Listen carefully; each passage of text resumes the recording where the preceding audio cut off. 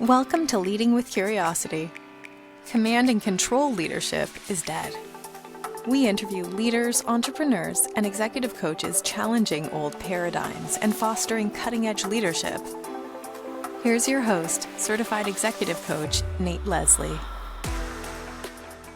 Hey listeners, welcome to Leading with Curiosity. This is the Season 4 Kickoff, Episode 54. I can't believe we're into our 4th season already. This started in the pandemic as a way to connect with listeners and connect with other people in the field of leadership development as a learning opportunity for myself and as a chance to get outside of that pandemic world that I was living in. And here we are 54 episodes later. I read a stat that 10% of episodes make it past 10 episodes. I know we took the summer off. It's been a little while. And in the fall, something happened that changed my life and changed our business. I'm going to share that at the end of the episode. Today, as a Season 4 opener, we're going to review the top 10 episodes of all time in Leading with Curiosity. This has been a really fun exercise for me to look back on all that I've learned from some incredible guests over the years, and I hope you find it useful too. Make sure you stick around for the top listened episode. Of course, we're going to go in reverse order here. The top listened episode is exponentially higher, 6 times more views than even the number 2, and 20 times more listens than the average episode. All right, so we're going to spend a couple of minutes on each episode, jumping in here at number 10, episode 48, Outputs, Rethinking Performance, by my longtime friend and author and PhD in exercise physiology, Ben Spor. Ben has held multiple roles at the Canadian Sports Institute. He's an award-winning, accomplished physiologist. He's led teams at the Summer and Winter Olympics, World Cup of mountain biking, and he holds this amazing role with the Vancouver Whitecaps in the MLS. In Ben's book, Output, we look at new ways of thinking about performance, challenging the status quo. In his book, Ben explores the importance of measuring performance based on personal output rather than external outcomes. How often in our lives, in leadership or in sport, do we measure our performance based on our outcomes? But so much of the outcomes are out of our control, and so we need to measure it on personal output rather than outcomes. We need to be clear about objectives and focus on delivering consistent outputs to achieve your success. That's the top 10. Congrats, Ben, on cracking the top 10.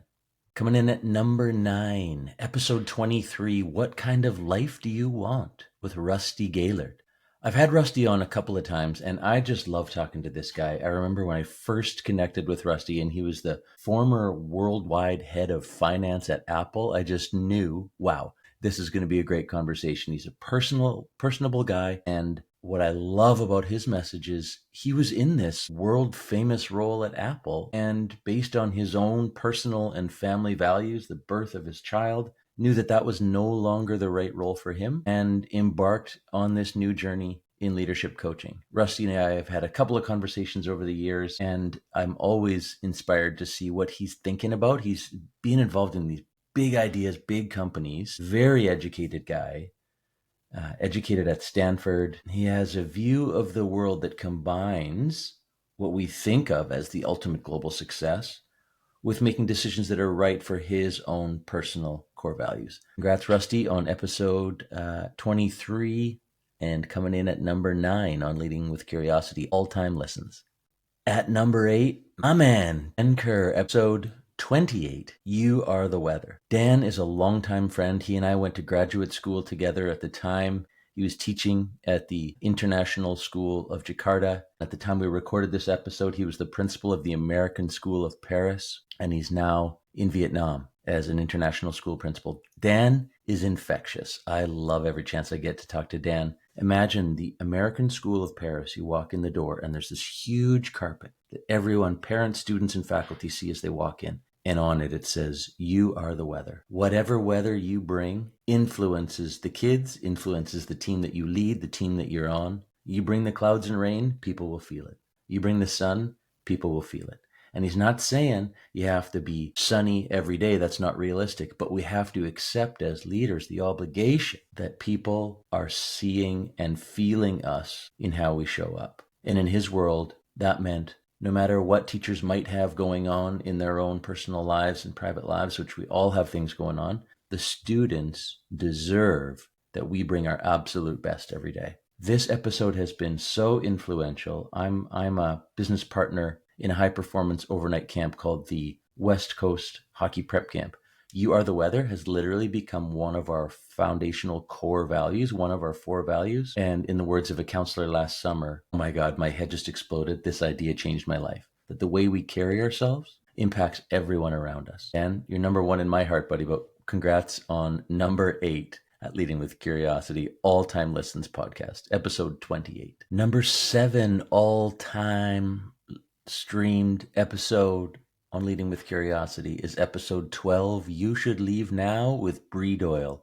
I have a pretty good idea where a lot of these listens come from. At the time of the recording, Bree just launched her book, You Should Leave Now. Bree runs personal retreats. And here's the opener to her book. In a world where speed, outcomes, and achievement rule, and where health means fitting into your skinny jeans, You Should Leave Now poses a revolutionary wellness solution. Transformational personal retreats. Okay, now here's the truth. My wife, after listening to the podcast episode, reading the book Bree had sent me, has now been on 3 retreats with Bree around the world. And Bree has become one of Tara's favorite all-time people. So I have seen firsthand the transformational impacts of these retreats on my own wife and therefore my family and my life. So congrats, Bree, on episode 12, You Should Leave Now, number 7 all time. Absolutely. Worth a listen and worth a read. You Should Leave Now is the book by Bree Doyle. And at number 6, my boy Howie Outerbridge, episode 1. We're going all the way back to the beginning, the first time I ever pressed record on a podcast episode. Coaching versus counseling. It was a topic near to my heart as I was coming out of my executive coaching program with Howie. He and I were colleagues there. And Howie is a PhD in counseling and went on to do his executive coaching program with me at Railroads University. So we explore that gray line between coaching and counseling. Whether it's in career transition or leadership development, there is a gray area between coaching and counseling. We bring our whole selves to our work, don't we? It's an inside-out approach. It's a whole person approach. And so while we might be focused on our leadership brand and our leadership effectiveness, our personal lives, who we are today, and all the experiences that we've had leading up to this moment influence who we are. And so just like counseling, our personal lives and our backgrounds play a really influential role in how we show up and what we're dealing with. So great episode to go all the way back to the beginning. Episode 1, Howie Outerbridge, coaching versus counseling. All right, top 5. Things really heat up as we get into these top 5 episodes and we really see those views and streams start to grow. But we go back to near the beginning for this one to episode 2, Athlete-Centered Leadership, with Brock University head coach, varsity men's team, TJ Manisty. At the time of the recording, TJ was at a Division III college in Boston. When TJ and I connected through the hockey world, he was really invested with his players in taking a different approach than maybe what is seen as typical in the hockey world, where there is maybe a history of command and control leadership, and he was trying to see things a different way. And so our conversation was really engaging for both of us to see how he was bringing this human-centered approach to coaching college athletes. This is Athlete-Centered Leadership, episode 2, TJ Manisty. Number 4 all-time listened episode at Leading with Curiosity is episode 12, I'd Be Dead Without Coaching. Dan Koenigsberg, CEO and founder of CampMinder, overnight summer camp software used across North America. I'm highly connected to this one as well. The camp I referenced earlier, that business, we use CampMinder, and that's how I originally met Dan. It's an incredible company, really values driven. And I would say I am a raving fan. I never thought I would be a raving fan of a piece of software, but it's a way that Dan leads his team and his people at CampMinder and how they show up for us as a customer that has been really inspiring to see. Now, I first came to know Dan and his belief in coaching after reading a post on CampMinder's blog. It was October 2020. It was just after the pandemic. And he created an article called Pushing Forward to Create a Bright Future. Rather than seeking a rescuer to solve my problem for me, I've learned a coach can help me identify opportunities to create my own solution. In this creator, challenger, coach triangle, I'm no longer focused on problems, but instead on desired outcomes. This leaves me feeling creative and empowered to work toward the goal I wish to achieve. In this episode, I asked Dan how important coaching is to him in his life, and he said, Nate, I'd be dead without coaching. Growing a business and scaling a business like this without the support of my coach, he figures he'd be dead. Dan is forever reflective. Invite you to follow Dan on LinkedIn. He's always posting thoughtful commentary about how he's choosing to lead as his business continues to scale and grow. And any CEO who sees the value in coaching like Dan does has my attention. I need to give a shout out right now as well to Dan's coach, Stephen Morrow, who is guest on episode 9, where we explore the fact that leaders suffer high performers disease. Leaders suffer high performers disease, which is imposter syndrome. Great episode. Didn't make the top 10 in terms of streams, but I go back to that episode when I want to hear from a very experienced coach thinking through the challenges that he sees that CEOs and C-suite executives often have. So shout out to Dan Cronenberg's coach, Stephen Morrow, episode 9.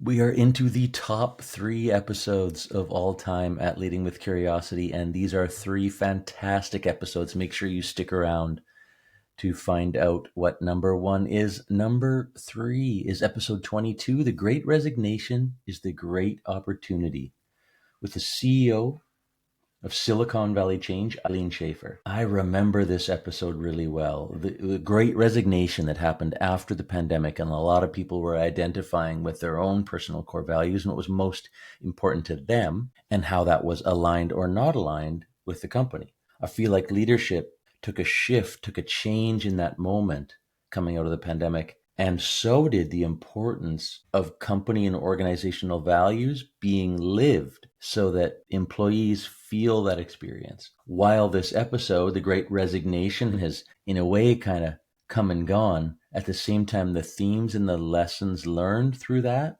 are in this episode are extremely important. Now, Eileen and Silicon Valley Change, they are a group of PCC level, which is highly certified level of executive coaches around the world, started in Silicon Valley, working with executives. And they all have experience and education in positive psychology, massive and important field that can really influence our coaching, where what we focus on gets our energy, where our attention goes, our energy flows. So if we can focus on what is good, we'll get more of it. When we can catch people doing things right, we'll get more of it. People have a tendency to always be looking for their gaps, their weaknesses. In coaching, we like to call weaknesses growing edge. But the entire field of positive psychology, Eileen and her team at Silicon Valley Change are educated in, is this strengths-based approach to any given situation. It's inspiring. It resonates with me as a glass half full kind of guy. And I hope you enjoy episode 22, 3 streams of all time at Leading with Curiosity. Here we go into number 2. Mentor is a gift word, with Roy Group's founder, Ian Chisholm. I had the honor of working alongside Ian and the Roy Group for a couple of years in my journey, and I learned so much from Ian. Ian, I hope you are listening. You have been a huge influence on me.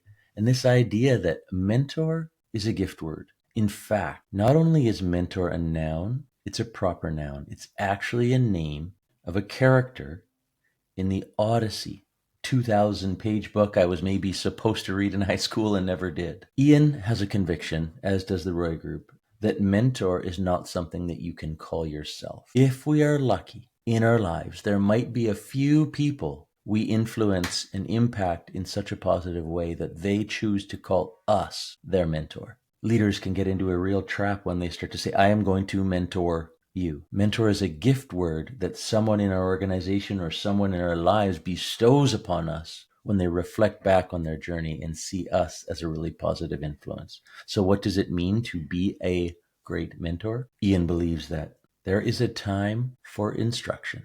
There is a time for advice. And there is a time for something that most people don't do enough of, which is coach. When you think about that mentor in your life, that person who has had such a positive influence, they seem to know just the right time to tell you what they really thought, just the right time to give you instruction on how to do something. But most often, they showed up for you in your corner, rooting for you, and they wanted to know what's important to you. What do you want to achieve? What's your vision? And then they help us take the steps to get there. But that mentor in your life is not the one often pointing their finger saying you should want to do X, Y, or Z. That mentor is someone in your life that says, what do you want? And how willing are you to get there, to do what it takes to get there? And how can I help? And how can I support you? Before I get into number one, I wanted to share what happened after the summer when we took a break coming out of season 3 that has changed my life. I really believe through experience that things take 5 years. I launched this business 5 years ago, and coming out of the summer, we landed a project so big in scale, so global across time zones and countries and continents, that the project has consumed me in a really positive way. I have learned so much with this new global client. I've been able to connect with leaders who are so bright and talented. And what maybe caused a few months to go by without recording one of these episodes and launching season 4 was success in a business that happens after 4 to 5 years. Can you think about your career and you look back 3, 4, 5 years ago? Things that you wanted to happen overnight and they just didn't. Think about what you have achieved, what big milestone you have achieved at the 5-year mark of doing anything. You enter high school in grade 7, you finish in grade 12, new chapter of your life. You enter university, you leave university, new chapter in your life. In the business world, you launch something. Sometimes it takes off right away, but normally it's a much longer journey. And I think what has spawned for me in these last 5 years that is now on this hockey stick trajectory of growth and exciting new projects with this global company and a couple of others, really being able to take care and live my values of service and curiosity and adventure, my core values of service, being in service to my clients, curiosity, not having the answers for them, but helping them find their answers, and just being really curious about the people and the dynamics and the culture and all the diversity in these global groups. And that sense of adventure, I don't know where it's headed. But I am along for the ride, and it is really exciting. This is also the journey that really started 22 years ago when I was a professional hockey player and I was on the bench playing in one of the best leagues in the world, the Swiss National A-League. It was my dream. I was living my dream.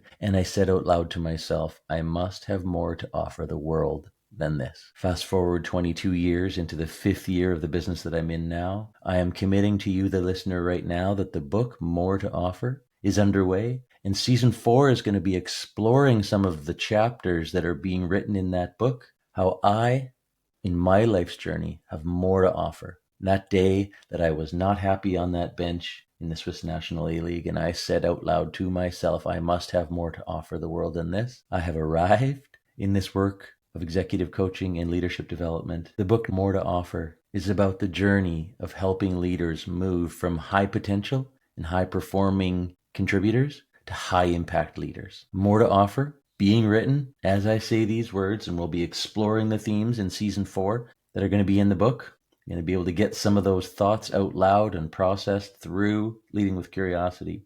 The book More to Offer, being written right now, is about helping people move from high performing, high potential contributors to high impact leaders. And that's the journey I'm on right now with this global client, and I could not be more excited. Okay, the moment you've been waiting for. What is the number 1 listened to episode at Leading with Curiosity? It has 6x streams compared to number 2, Enter as a Gift Word, and 20 times more streams than the average episode at Leading with Curiosity. Time has nothing to do with this because it is our most recently recorded episode. It is episode 53, Dynamic Shared Ownership with Lars Bruning. At the time of the recording, Lars was in his final year as a senior leader as part of a transformation division at Bayer Pharmaceutical, a 30-year career at Bayer. He's been in charge of countries and continents and products. I am just coming off the heels of recording this episode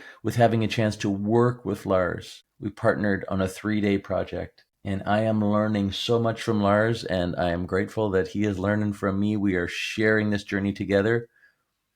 But his transformational journey he was on at Bayer is the topic in this episode. Dynamic shared ownership, as Bayer calls it, DSO. The CEO of Bayer is championing this transformational leadership journey, which they have coined DSO. Take it, use it, listen to the episode, make change immediately. It's about moving fast inside of big organizations. It's about getting the decisions of the work closest to the people doing the work. Lars describes these 9 or 10 layers of bureaucracy inside of a global organization that by the time decisions go up that ladder 9 times and then come all the way back down, it's 18 decisions and approvals. It's probably more infinite decisions and approvals that slow down and crush culture and crush engagement and crush people taking ownership. And so this new model is removing bureaucracy and giving ownership to the competent and capable people you hired to do the job. Let them take it and run with it.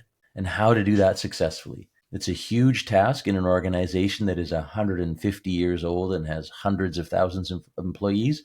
So no matter what in the organization that you're in, there's an opportunity and a lesson in this episode that can change the way you're seeing ownership of ideas and execution. Lars, how timely is this? Congrats on this exponentially streamed episode, number 1 of all time. To me, it's a sign that this journey that I'm on, we're not relying on episodes from 3 years ago to be the top streamed one. It's when topics resonate with listeners and they share it like crazy. And that's what's happened here. Thank you to everyone who has listened to every episode.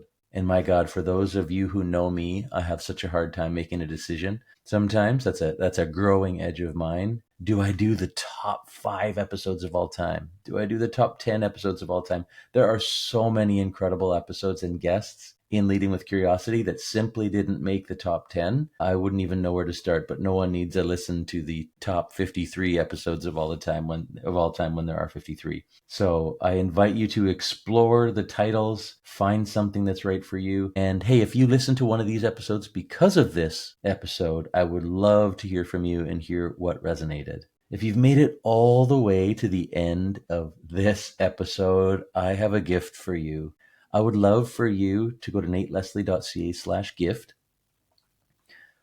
Follow the link to sign up to the emails. There is a gift of a free leader self-assessment. I would love to give the first 30 people who take me up on this offer some of my time to connect with you and debrief you on your results. That's nateleslie.ca/gift. Sign up for the email. You'll get a link to the Supporting Lines Institute's free leader self-assessment. When I get that assessment, I will reach out to you no matter where you are in the world, and I would love to debrief you on your results of your self-assessment so that you can have greater impact and help the teams that you lead reach their full potential, like I'm trying to do for you. Thanks for listening. Can't wait to kick off more in season 4. We'll have some great guests, but I'm going to do some of these monologues as well, where I have a chance to connect more deeply with you, the listener, and we explore the topics in my upcoming book, More to Offer, where we explore how to move from a high potential, high performer to a high impact leader. Thanks for listening. Thanks for listening to Leading with Curiosity. Please share, follow, and rate the show so that other leaders can make positive change in the world. Connect with Nate at nateleslie.ca. And remember, the brain behaves very differently when encouraged to think rather than told to listen.